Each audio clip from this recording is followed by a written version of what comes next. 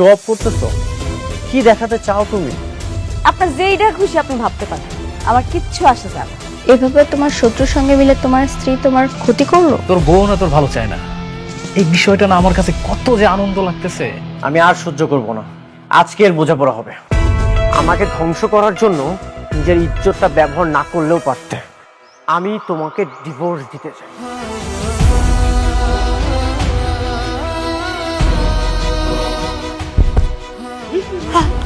নতুন মেহমান আসতে চলেছে, আপনি মা হতে চলেছেন। পেটে বাচ্চা থাকলে নাকি স্বামী স্ত্রী তালাক হয় না। কোনো না কোনো ব্যবস্থা তো ঠিকই করতে হবে।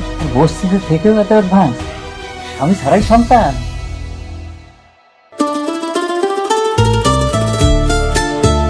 এটা তো খুব সুন্দর।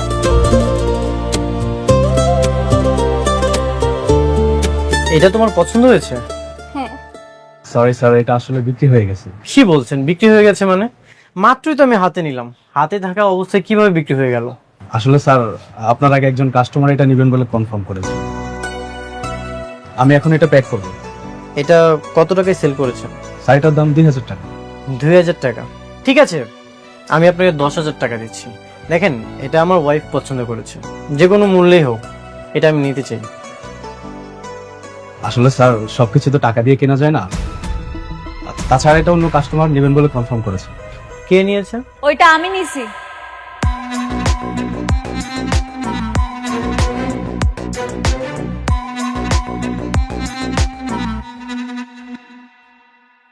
অনিক সাহেব, এই জিনিসটা আমার ম্যাডাম নিয়েছেন, আপনারা স্যাক্রিফাইস করুন না, অন্য কোথাও থেকে নিয়ে নিন। আপনিও চাইলে স্যাক্রিফাইস করতে পারেন। কি বললেন মিস্টার অনিক সাহেব? এত সহজ? আমার পছন্দ করা জিনিসটা আমি আপনারে দিয়ে দিব? জীবনেও না। ম্যানেজার আঙ্কেল, এখানে এত কথা কেন হইতেছে? বিলটা দেন আর চলেন এখান থেকে। আপনি কাজ করুন, পেড করুন। হ্যাঁ, জি স্যার, প্যাক করে দিচ্ছি। চলো আমরা চলে যাই।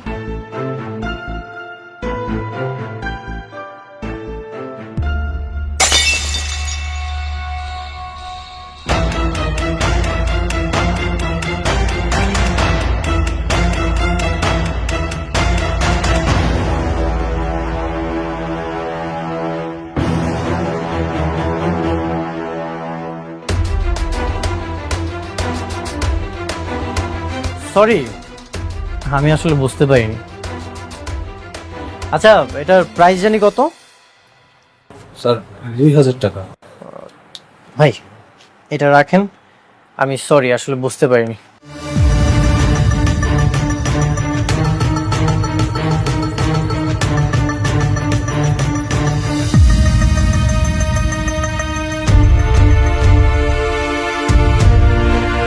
চল।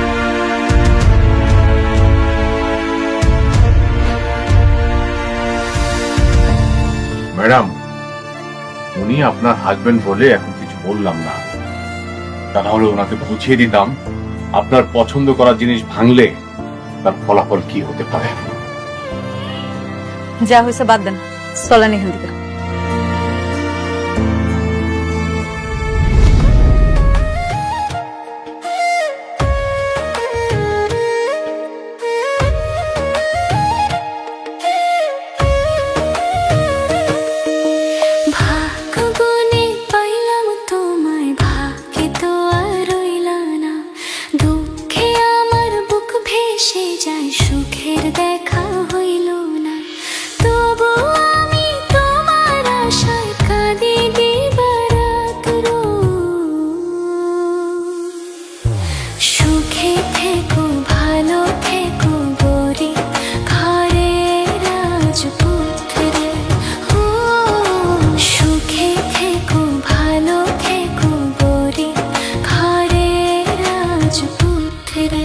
অনেক, তুমি কিন্তু দিন দিন অনেক হিংস্র হয়ে যাচ্ছ। তোমার মন মানসিকতা খুব বাজেভাবে পরিবর্তন হচ্ছে। কেন? তুমি ওটা তাকে দিয়ে দিলেই পারতে, সেটা আমিও নিতে পারলাম না, উনিও নিতে পারলো না। যেটা হয়েছে খুব ভালো হয়েছে। তোমার পছন্দের জিনিসটা যদি আমি দিয়ে দিতাম তখন তুমি আমাকে বলতে প্রথম ওয়াইফ, এই জন্য আমি দিয়ে দিয়েছি, কিছুই বলিনি। আমি মোটেও এরকম মেয়ে নই। এখন তো বলতেছো, যদি নিয়ে যেত তখন ঠিকই বলতে। আসলে কি জানো, এক বউ কখনো অন্য বউকে দেখতে পারে না, তার মানে কি তুমি এখনো তাকে বউ ভাবো? আচ্ছা বাদ দাও তো, তর্ক তর্কি না করি, যা হওয়াটা তো হয়ে গেছে। আর তোমার পছন্দের জিনিসটা তো আমি অন্য কাউকে নিয়ে যেতে দেইনি। ঠিক আছে, বাদ দিলাম।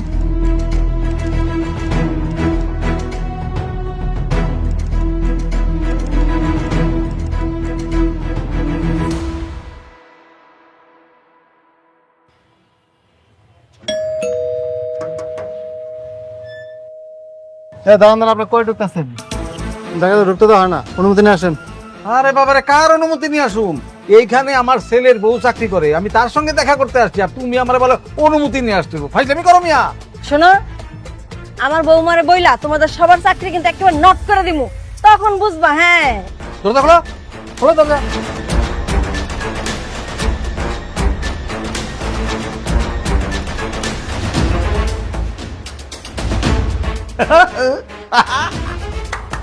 চন্দ্রমা, বসবা নাকি একবার? নরম আছে কিন্তু, আসো বস। হ্যাঁ ঠিক আছে। নিজের কিন্তু অফিসার অফিসার লাগতেছে একদম। কি সুন্দর অফিসে চাকরি করে আমার বৌমা। দারুণ। আমরা এখান থেকে মাঝে মধ্যে এই অফিসে আসবো। একদম একদম পিকনিক পিকনিক, আমরা একদম পিকনিক। কারা আপনারা? হ্যাঁ, এখানে বিশৃঙ্খল বসে আছেন, কার কাছে আসছেন আপনারা? আরে কি বলে, এত জোরে ধমকায় কথা বলে, আমার বৌমার কাছে আসছি। বৌমা মানে কে? আপনার বৌমা? আমাদের বৌমা হচ্ছে অনেকের বউ। এই যে এই আমাদের বউ। খবরদার আমাকে আপনাদের বৌমা বলবেন না। আপনার এত বড় সাহস, পা কেন টেবিলের উপরে দিয়ে বসছেন? কেন দিয়ে বসছেন? এই বেয়াদব মেয়ে, তুমি টেবিলের উপরে বসছো কেন? এই কোত্থেকে আসছেন আপনারা? হ্যাঁ, আর এসেই বসে গেছেন? বলেন যান এখান থেকে। এই দাঁড়ান, এই চেয়ারটা কি আপনার? আপনার চেয়ার? না না না, ব্যাপার বসে গেছি। উঠান! উঠান! কে ঢুকতে দিচ্ছে আপনাদেরকে? দারুণ। কারণ এই অফিসে কে কোথায় আছো? এদিকে আসো। কি ব্যাপার? হ্যাঁ, তোমরা কি করো? হ্যাঁ, একটা বাইরের লোক এসে বসে গেল আর তোমরা কিছুই দেখলে না। ম্যাডাম, বৌমা উনি কিন্তু আমাদেরকে অনেক অপমান করতেছে, অনেক অপমান করতেছে কিন্তু। আর কতবার বলবো যে আমি আপনাদের বৌমা না? কথাটা কি কানে যাচ্ছে না? বের হয়ে যান। ভালো ভালো বলতেছি, বের হয়ে যান। কেন বের হচ্ছেন না কেন? আসলাম একটু খাতির জামাইতে, ভাবলাম আমাদের আপন করে নিবে, কিন্তু দেখতেছি জুতা মারার পর ওরা কমে নাই। সুযোগ পাইলে আমাদের প্ল্যান ঠিক সাকসেস করবো। আম্মা আম্মা, ওই দিক না, ওই দিক ওই দিক ওই দিক। এই তোমরা কি করো? হ্যাঁ, কি করো তোমরা অফিসে? না না ঠিক আছে, ওনাদের তো আর কোনো দোষ নেই। আপনারা যান, যার যার জায়গায় গিয়ে কাজ করেন, যান। ম্যাডাম বসুন, আপনি বসুন। Thank you manager uncle. Thank you.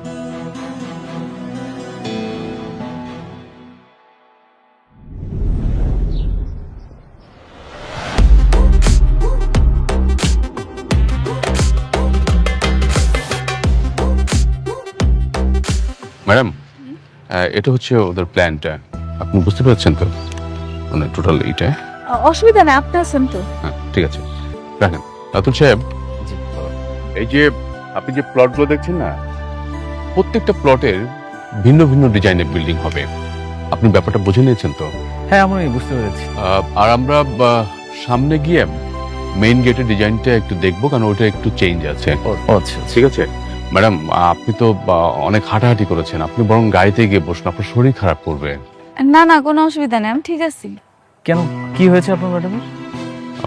Madam মা হতে যাচ্ছেন। মা হতে যাচ্ছে? কি বলেন ভাবি, আমি তাহলে আঙ্কেল হতে যাচ্ছি? তাহলে তো এটা একটা খুবই আনন্দের সংবাদ। আপনি এই সংবাদটা আমাকে আগে জানাবেন না? কেন আপনার জানাম কেন? আপনি আপনার কাজে কাজ রাখেন, আপনার এত কিছু জানতে হবে কেন?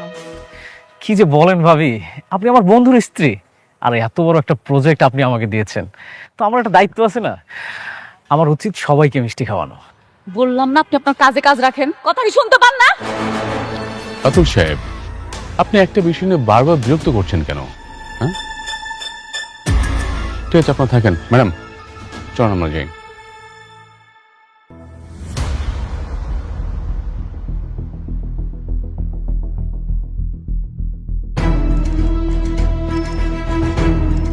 বন্ধুরে তো একটা অভিনন্দন জানাইতে হয়, যতই সম্পর্ক না থাকুক বাচ্চা তো ঠিকই নিচ্ছে। ও মাই ফ্রেন্ড, কংগ্রাচুলেশন। কি ব্যাপার, তুই নির্লজ্জের মতো আমার বাসায় আসছিস কেন? আরে এসব কি? আরে বন্ধু, আমার শুধু শুধু রাগ করিস, এত রাগ করিস কেন বন্ধু? আমি তোর জন্য একটা সুসংবাদ পেয়েই তোর জন্য মিষ্টি নিয়ে এসেছি। আরে তুই তো আমার বন্ধু, তুই তো আমার কাছের বন্ধু, তোর একটা সুসংবাদ আর আমি তোর জন্য মিষ্টি নিয়ে আসবো না, এটা কি হয় বল? এই, তুই এখনই আমার বাসা থেকে বের হয়ে যা। দেখছেন ভাবি, ওনার সবসময় শুধু রাগ করে, অন্তত আপনি গ্রহণ করুন এই সুসংবাদের মিষ্টিটা। কিসের সুসংবাদ? আরে সুসংবাদ আপনাকে দিব, আমি কি এটা কি দাঁড়াই দাঁড়িয়ে দিব?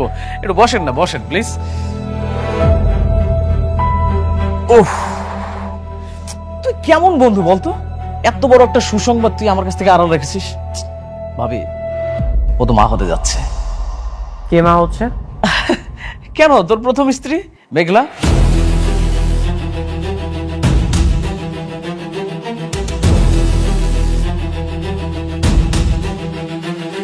শোন, তোর একটা সন্তান কিন্তু খুব দরকার ছিল। অনেক, উনি যা বলছে সবকিছু কি সত্যি? বৃষ্টি, তুমি কি বলছো সব? ও যা বলছে সবকিছু মিথ্যা, বানোয়াট গল্প। তোমার আর আমার মধ্যে ঝামেলা সৃষ্টি করতে যাচ্ছ। আরে ঝামেলা কেন হতে যাবে? আমি তো মেঘলার নিজ মুখে শুনেছি ও মা হতে যাচ্ছে। এই যেমন আমাদের বৃষ্টি ভাবি ছোট মা হতে যাচ্ছে, আমাদের বৃষ্টি ভাবিকে ছোট মা করে ডাকবে। কত সুন্দর ব্যাপার না? আমাকে আঙ্কেল আঙ্কেল বলে ডাকবে, আর তোকে বাবা বাবা করে ডাকবে। তুই বাবা হতে যাচ্ছিস, এত সুন্দর একটা, কত সুন্দর একটা নিউজ, সেটা তুই হারা রাখছিস। রাতুল, আর একটা যদি উল্টাপাল্টা কথা বলিস তোর কিন্তু খবর আছে। তুই দেখছস তুই কতটা ভাগ্যবান? তোর যখন কোটিপতি থেকে রাস্তার ফকির বানাইলাম, তুই কি করলি? বৃষ্টির মতো একটা খোরা মেরে বিয়ে করলি, 1000 কোটি টাকার মালিক। আর এখন এই মুহূর্তে তোর প্রথম বউ শালিমা বিল্ডার্সে আছে, 10,000 কোটি টাকার মালিক। তোর তো শুধু টাকা টাকা টাকা টাকা। শোন, আমি বন্ধু হিসেবে তোকে ছোট্ট একটা পরামর্শ দিই। তোর প্রথম স্ত্রীর যে সন্তানটা আছে না, ওটাকে নিয়ে সেই সংসারটা দেখা। কংগ্রাচুলেশন। আমি একটা বন্ধু হিসেবে তো এর থেকে ভালো উপকার করতে পারবো না। তুই এখন আমার বাসা থেকে বের হয়ে যা, বের হয়ে যা। আরে রাগ করতেছিস কেন? আমি তো চলে যাব, কিন্তু শোন, আমার এই চলে যাওয়া কিন্তু শেষ না। আমি আবার আসবো, বারবার আসবো। আর তোর সন্তান হওয়ার মিষ্টি দরকার হলে আরেকবার নিয়ে আসবো। ভালো থাকিস।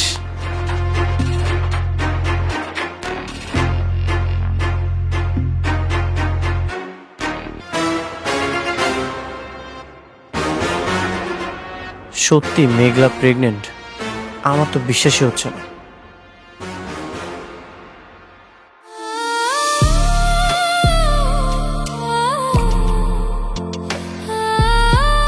বৃষ্টি, প্লিজ কান্না করো না। কান্না করব না? তুমি আরেক বউয়ের বাচ্চার বাবা হতে চলেছো, তো আমি এটা শুনে কি নাচানাচি করব? দেখো, রাতুল তোমাকে কি নাকি বলেছে, সেটা শুনে তুমি আমার উপর রাগ দেখাচ্ছ, এখানে মন খারাপ করে বসে আছো। আমি তোমাকে বারবার বলেছি তুমি ওকে ডিভোর্স দিয়ে দাও। তুমি কি ওকে ডিভোর্স দেবে না? হ্যাঁ, আমি তোকে ডিভোর্স দিয়ে দিব। আমি অলরেডি ওকেও বলেছি আমি ওর সাথে কোনো সম্পর্ক রাখতে চাই না। তাহলে বাচ্চার কথা এলো কেন? আর বাচ্চা যদি না হয় তাহলে রাতুল জানলো কিভাবে? সেটা তো আমারও প্রশ্ন। মেঘলা নিশ্চয়ই আমাদের সংসারে কোনো ঝামেলা করার জন্য রাতুলকে পাঠিয়েছে। আমি বিষয়টা দেখছি।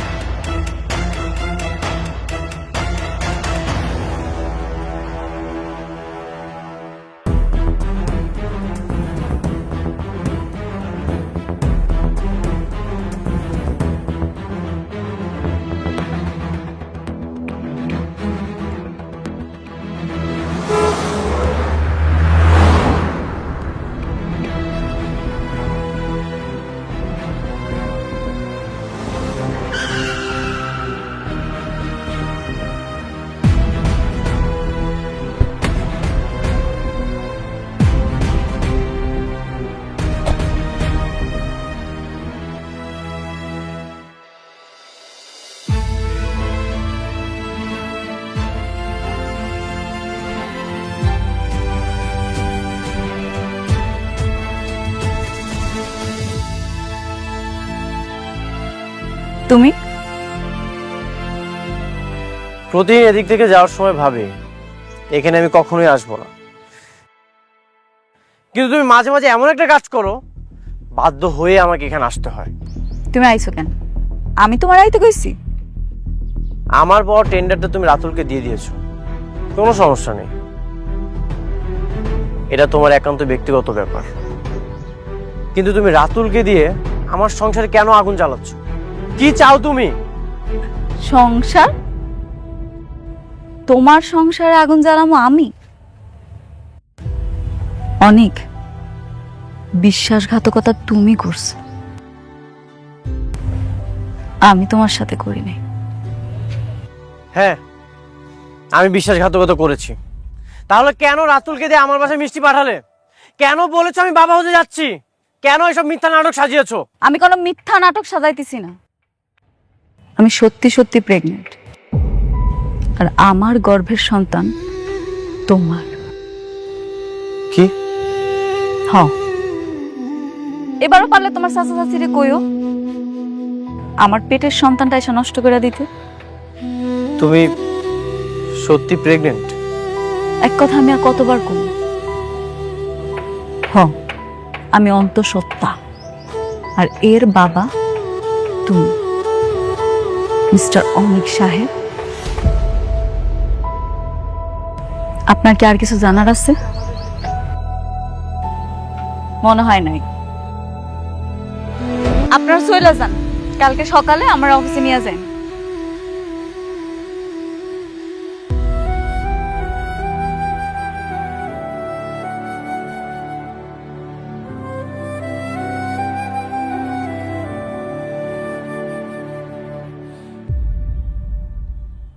আগের বাচ্চাটারে শান্তার মা মিলা কিন্তু পেটের মধ্যেই নষ্ট করে দিছিল, কিন্তু এই বাচ্চাটার কি হবে? এই বাচ্চাটা যদি জন্ম নেয় তাহলে কিন্তু অসুবিধা আছে। আরে তুমি বুঝতেছো না কেন? এখন তো দুজনের মধ্যে আগের মতো ভালো সম্পর্ক নাই, তাহলে খামাকে বাচ্চাটা নষ্ট করে দরকারটাই কি? বেশি বুঝো মহিলা। যদি বাচ্চা হয়ে যায়, সেই বাচ্চার কারণে যদি তার মধ্যে একটা ইন্টিমেসি বাইরে যায়, তখন কি করবা? আমার এই যে এই বাবাজির হাতে যে কাজটা আছে, সেটার কি হবে বুঝতে পারতেছো? আপনি ভালো কথা বলেছেন। সন্তানের জন্য যদি ওরা আবার দুইজন এক হয়ে যায়, আমার কাজটা যদি ও অনেককে দিয়ে দেয়, তাহলে তো আমি রাস্তার ফকির হয়ে যাবো। একদম। আর সেই জন্যই আমাদের এমন একটা প্ল্যান করতে হবে যেন তাদের মধ্যে যে সম্পর্কটা আছে, মানে খারাপ সম্পর্ক, সেটা আরো খারাপ যেন হয়, কোনোভাবে যেন ভালোর দিকে না যায়। কিন্তু সেটা কিভাবে? I have a plan. সেটার জন্য আমাদেরকে শুধু একবার অনেকের বাড়িতে যাইতে হবে। সেখানে গিয়ে কি করবেন আপনি? সেখানে যে আমরা কি করব বলার চাইতে সেইখানে যে আমরা কি করে আসলাম সেইটা তোমারে বলতে চাই। তবে বাবাজি, চাচার উপরে ভরসা রাখো, আমি তোমার ভালো বই মন্দ করব না। I trust you uncle. Thank you my বয়।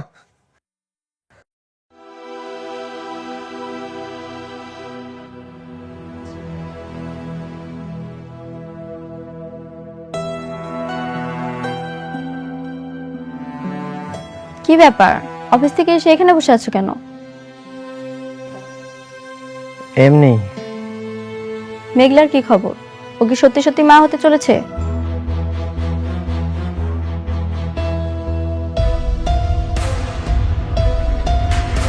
আমি না কিছুই বুঝতে পারছি না।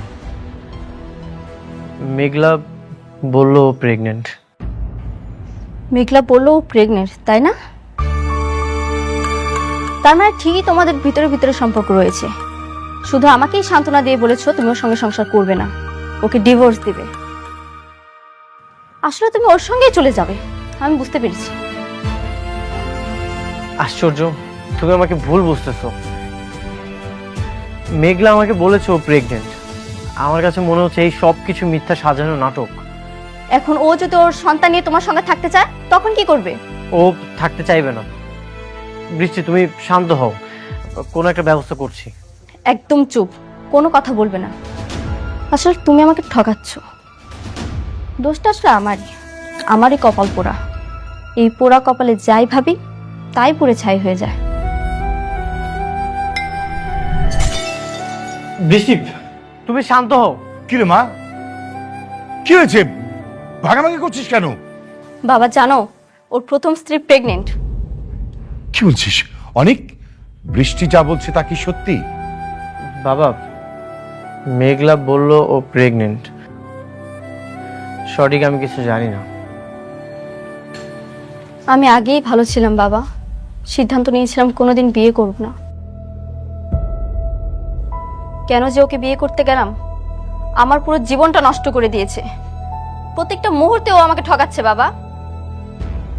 না না বৃষ্টি, এসব তুমি কি বলছো? আমি তোমাকে ঠকাচ্ছি না, তুমি আমার উপর বিশ্বাস রাখতে পারো। মা, তুই মাথাটা ঠান্ডা রাখ। হ্যাঁ, আরে কোনো কিছু হবে না, আমি তো আর সাথে আছি, তাই না? মা প্লিজ একটু মাথাটা ঠান্ডা রাখা। আর অনেক, আমার মেয়ে কিন্তু তোমাকে অনেক বিশ্বাস করে, অনেক ভালোবাসে। সো আমার মেয়ে যা চাচ্ছে তুমি সেইভাবে চলবে। যদি এদিক সেদিক হয়, আমার কিন্তু ভয়ঙ্কর রূপটা তুমি দেখতে পাবে।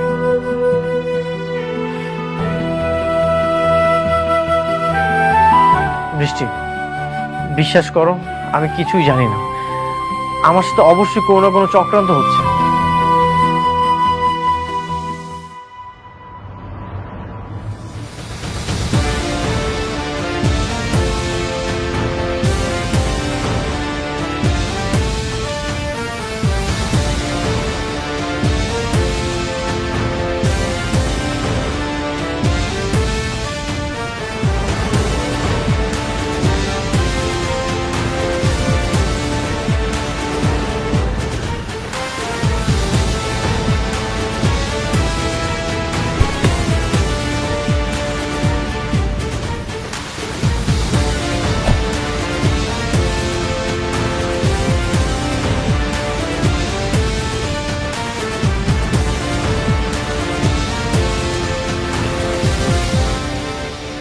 আসসালামু আলাইকুম। ভাবি কেমন আছেন আপনি? রাতুল সাহেব, আপনাকে ম্যাডাম ভাবি ডাকতে নিষেধ করেছেন। আপনি আজ থেকে ভাবি ডাকবেন না, ম্যাডাম ডাকবেন। ও সরি সরি। অনেকের কাছে আমি যে মা হইতে যাইতেছি, এই কথাটা কে কইছে? আমি বলছি। অনেক যতই খারাপ মানুষ হোক, কিন্তু আমার কাছে মনে হয়েছে যে হাজার হলেও তো ও আপনার সন্তানের বাবা। তাই আমি ও বন্ধু হিসেবে ওর কাছে মিষ্টি নিয়ে গিয়েছিলাম, কিন্তু ও তো আমার সাথে খারাপ ব্যবহার করলো। আপনার আমি কতবার বলছি আপনি আপনার কাজে কাজ রাখবেন, আপনি আমার কোনো কথা শুনেন না, আপনি কাজটা মোটেও ঠিক করেন নাই।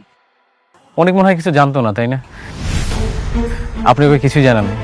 না, আমি জানাই নাই, আর আমি জানাইতেও চাই নাই। আপনি এইবার বলছেন বাচ্চা গেছেন, পরের বার যদি বলছেন না, আপনার কিন্তু খবর আছে। রাতুল সাহেব, আপনাকে যে কাজটা দেয়া হয়েছে সেটা মনোযোগ সহকারে করেন। পার্সোনাল ব্যাপারে আর মাথা ঘামাবেন না, বুঝাতে পেরেছি? জি জি। এরা সবাই মিলে এই ফকিন্ডিরে কেন যে মাথায় তুলে নাচতেছে কে জানে। এমন ভাবসাব করে যেন ও কোম্পানির মালিক। চলেন ম্যানেজার সাহেব। চলুন ম্যাডাম।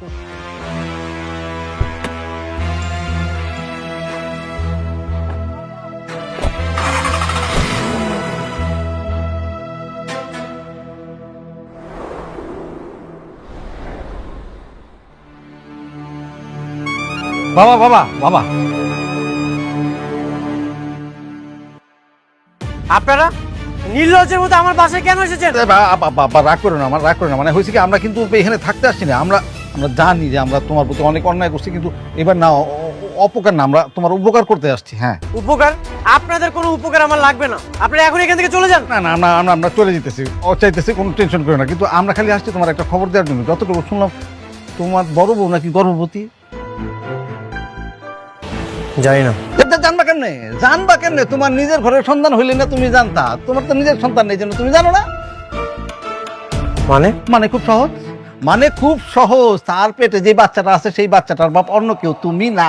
হ্যাঁ, কি বলতেছেন? তাহলে এই বাচ্চা কার?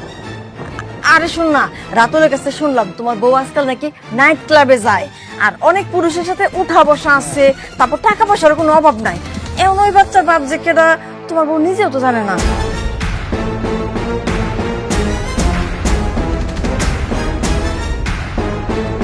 তাহলে কি মেঘলা আমাকে ধোকা দিচ্ছে? অবশ্যই অবশ্যই ধোকা দিচ্ছে। কার নাকার পাপের তোমার কান্দের উপর চাপা দিতেছে। শোনো বাবাজি, এত বড় কোম্পানিতে চাকরি করে, অনেক ছেলেদের সাথে উঠা বসা আছে, আবার বুঝো তাহলে বাচ্চার বাপ কেডা। হ্যাঁ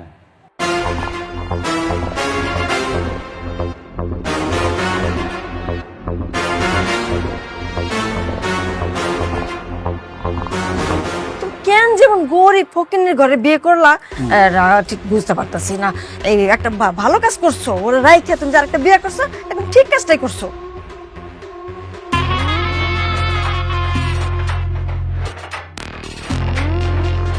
বাবা তুমি কিন্তু শুকায় গেছো, তোমার নিজের প্রতি কিন্তু যত্ন নিও, মানে স্বাস্থ্যটা তো একেবারে খারাপ হয়ে গেছে। কে কি করলো তার জন্য তোমার নিজের উপরে তো অত্যাচার করা একদম ঠিক না।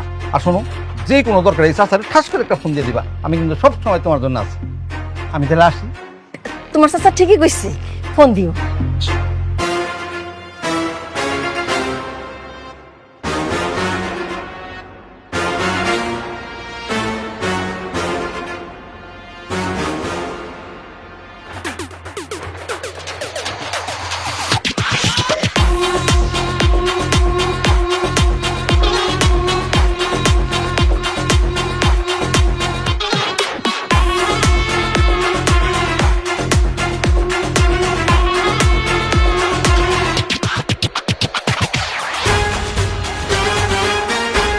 আপনার মেয়ে কোথায়?